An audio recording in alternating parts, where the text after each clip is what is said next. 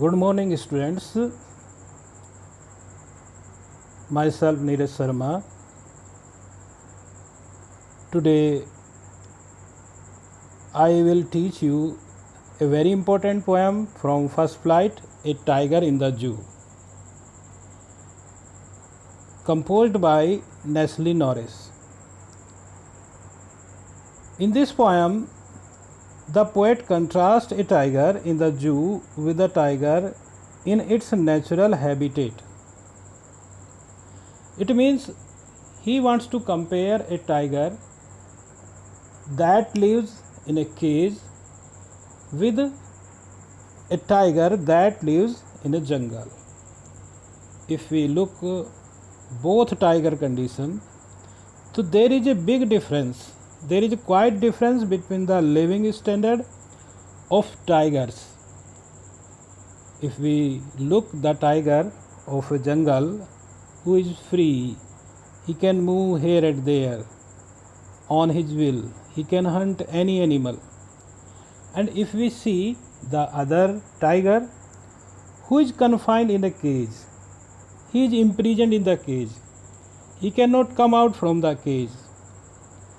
He is like a just showpiece for a public, and his freedom is ended. Therefore, he cannot do anything. So, this is the very important poem for exam point of view. Now, I will teach you the first stanza. As you see, this stanza has 4 lines. He stalks in his vivid stripe the few steps of the cage, on pads of velvet quiet in his quiet rig. Here he is personified, he denotes to tiger. And tiger in this stanza is in the zoo. His stalks, stalk means walking with pride. In his vivid stripe, so we can see a different type of lines on the skin of a tiger, and the few steps of the cage, and the tiger is just walking inside the cage. So we can see that a tiger who is walking in the cage, and his vivid means clear lines are visible. And in the third line, on the pad of velvet quiet means the paw of the tiger is soft like a velvet in his quiet rig. So he seems that he is very fearful, he is very angry, furious, but his anger is quiet. So here word quiet rig, so both words are contrast to each other. Quiet rig, shant, gussa. So this word shows the contrast. So in the first stanza we see that a tiger is in the zoo, and he is walking inside the cage, and in a few yards in the cage, and he is quite angry as he is confined in the cage. So in the first stanza we find that the tiger is in the cage and he is just walking, his clear stripes are visible, and his paws are very soft, it's like velvet, and he is very furious, and he is just moving inside the cage. In the second stanza, he should be lurking in the shadow, sliding through long grass near the water holes where plump deer pass. In the second stanza, the poet thinks that a tiger should not be in the cage, but he should be in the jungle, and he should be Lurking. Here lurking means hiding, hiding secretly in the shadow, sliding through a long grass. So he should be in the jungle and he should wait for the hunt in the shadow, just for waiting for his prey in a long grass.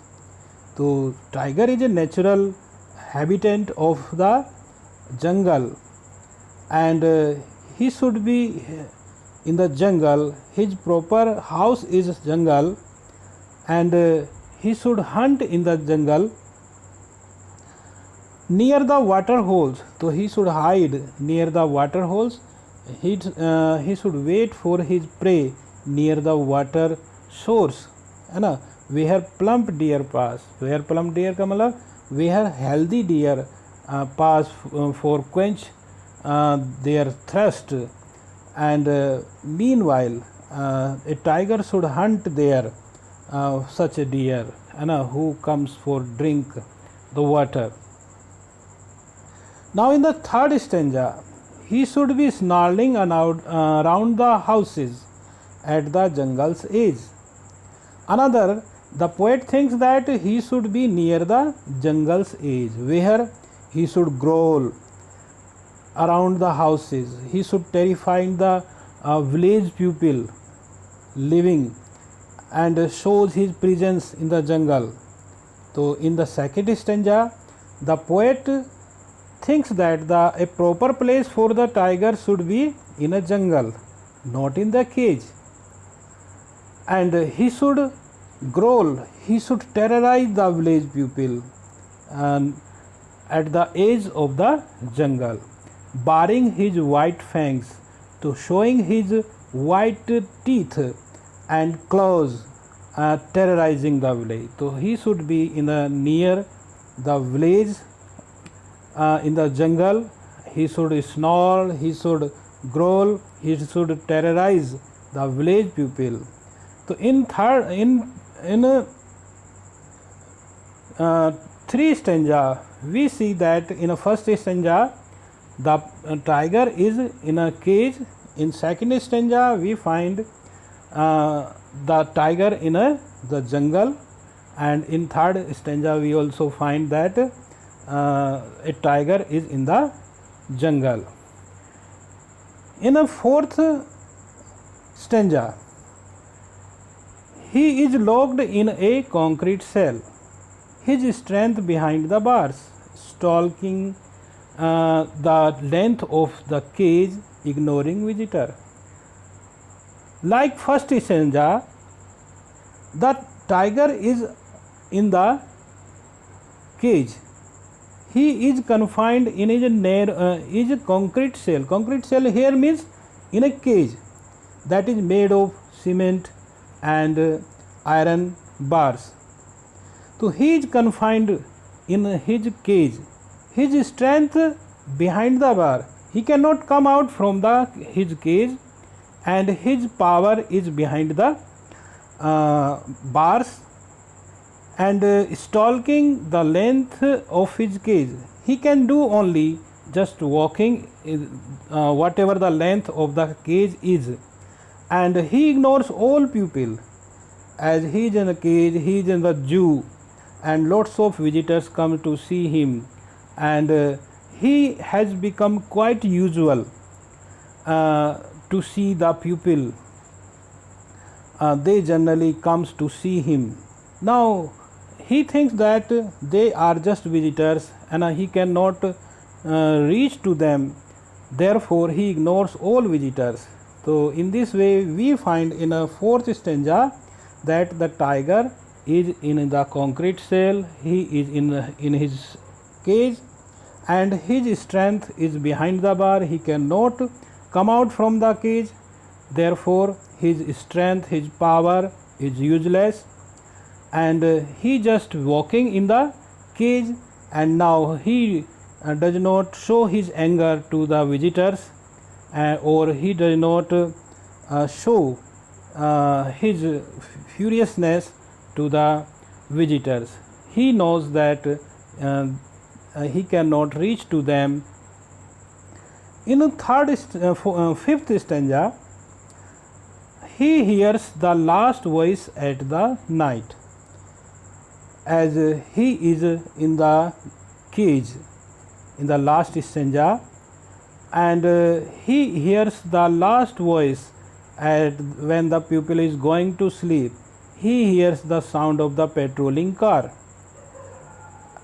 and stars with his brilliant eyes at the brilliant stars. So he is confined in the cage and he just stare with his brilliant eyes at the brilliant star. So he is helpless, he cannot come out from the cage, and he can stare only, he can look only the brilliant star that are shining in the sky. In this way we find that the cage is the tiger is confined in the cage. So here the poet wants to say that a tiger is a natural habitant of the forest, and his proper house is jungle, not a cage. So he should be in a cage. So in this way this poem is has completed by me, and now I suggest some important things. As in the first line I conclude as I say that he denotes to tiger. Here he is personified to the tiger, and if we look the rhyming scheme of this poem, so here we finds the strife word rhymes with no other words in first stanza. So we can put here a before strife word. Another word is cage. Cage and rag are rhymes each other. So we can put B before cage and rag, and quite is also different word that rhymes with no other words. So in this way we find the rhyming scheme A B C B, A B C B. So in this way we find the rhyming scheme A B C B in all 5 stanza. I hope this poem will be clear to you. Thank you.